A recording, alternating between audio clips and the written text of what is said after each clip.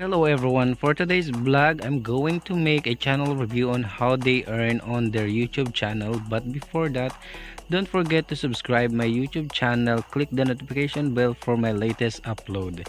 The aim of this video is to serve an inspiration to all small YouTuber and to all viewers. Disclaimer, all digits you see are purely estimated, and for the reference, I use Social Blade, a public website which anyone can check nor access the site. I'm currently here in Social Blade in the channel name of Baninay Bautista, a former PBB housemate.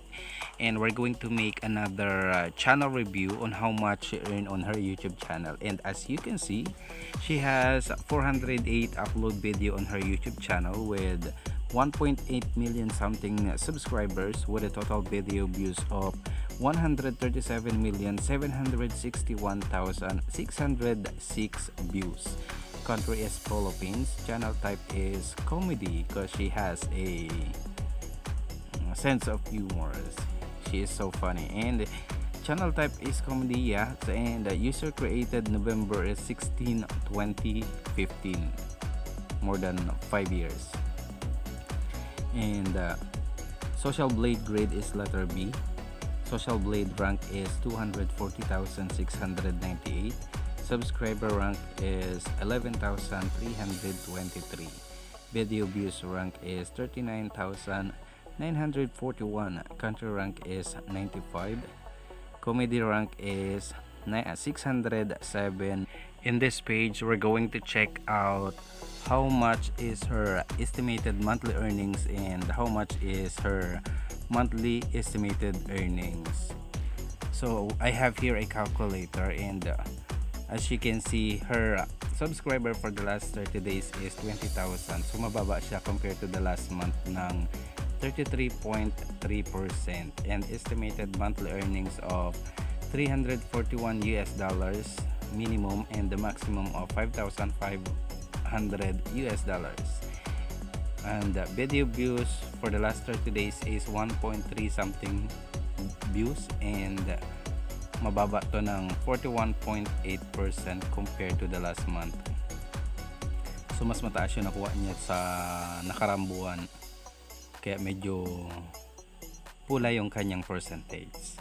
And then makikita niyo yung graph niya doon sa kanyang baba, yung weekly graph sa subscribers, and of course yung kanyang estimated yearly earnings na $4,100 to $65,400 and video views weekly. So makikita nyo yung graph na naandyan, so mukhang hindi gumagalaw.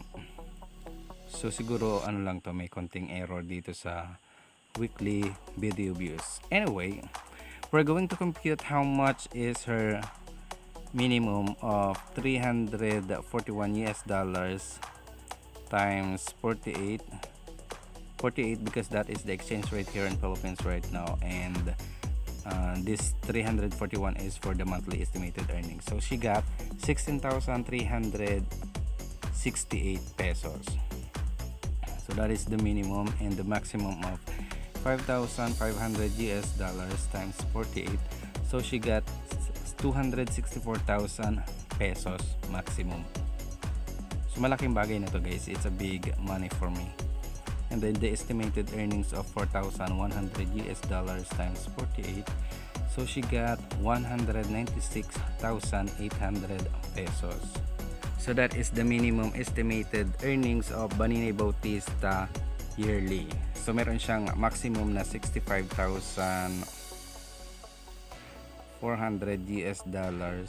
times 48. So she got 3,139,200 pesos. So malaking bagay na to. So yun yung maximum, minimum at maximum na pwedeng kitain ni Baninay Bautista sa kanyang YouTube channel. So for those who want to check out Baninay Bautista YouTube channel, you can check it out and you can watch her videos. So she is so funny and she has a sense of humor. So in the next page, we're going to jump on her YouTube statistic or summary, so we can find out her estimated earnings, video views, subscriber who subscribe to her YouTube channel, and mga date na nagge-generate yung kanyang video views ng earnings. So ayan, si Baninay Bautista. So doon sa mga hindi pa nakasubscribe kay Baninay Bautista, don't forget to subscribe Baninay Bautista, and she is really amazing. And if you are feeling lonely, feeling sad, just visit Baninay Bautista YouTube channel and try to watch her video, and you gonna laugh out loud. So dahil na-compute na natin yung kanyang monthly estimated earnings and yearly estimated earnings, so puntahan natin yung kanyang daily average, weekly average, and for the last 30 days. Doon makikita natin kung magkano yung kinikita ng kanyang video sa isang araw, at saka sa isang linggo, at saka sa isang buwan. So pupuntahan natin yung kanyang YouTube summary. So we are now here. So makikita nyo yung estimated earnings, video views, subscribers, at saka yung mga date ng mga date na nagge-generate yung kanyang videos ng earnings or ng revenue. So kung makikita nyo dyan, meron siyang 10,000 na nag-subscribe sa kanyang YouTube channel, and then yung mga video views niya. Ayan. Dito sa baba makikita natin yung daily average niya and weekly average. So dito sa daily average, meron siyang 667 subscriber na nag-subscribe sa kanyang YouTube channel with 45,418 video views, and then the estimated earnings of $11 to $182 US. So malaki na rin guys in one day. And then for weekly average, she got 4,600 something subscribers with 317,926 video views with an estimated earnings of $79 to $1,300 US. So that is for 1 week only. And then for the last 30 days, she got 20,000 subscribers.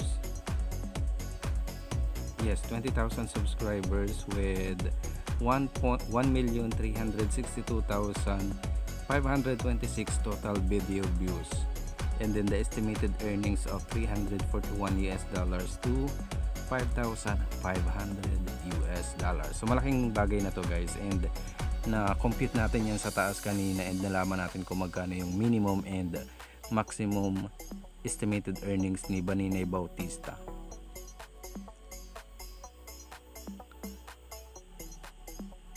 So ayan yung kanyang kinita, pero wala naman nakakaalam kung magkano talaga yung kinikita niya sa kanyang YouTube channel. Nobody knows how much she earned on her YouTube channel, only Baninay Bautista. And we're going to check out her monthly gain video views. So makikita natin dun kung magkano yung bawat buwan na video views na nag-gain niya sa isang buwan. So meron dong graph, and makikita niyo yung mga dot doon guys. So dito sa graph na ito makikita niyo yung mga dot, and all you have to do is to click that point or dot, and it will gonna pop up how many video views of Baninay Bautista in every month. So not bad, malaki-laki yung kanyang mga video views. Pero yung recently niya is meron siyang 2 million something video views. So mas mababa siya compare nitong buwan, nitong March. So same lang din siya ng sa subscribers yung graph. So ayan. Dito naman sa subscriber na graph niya, makikita nyo din yung dot dyan. Ayan, mataas yung kanya subscriber nung nakaraan, so 30,000. So compared to this month. And yan lang guys. So that's for today's video guys. Thank you for watching.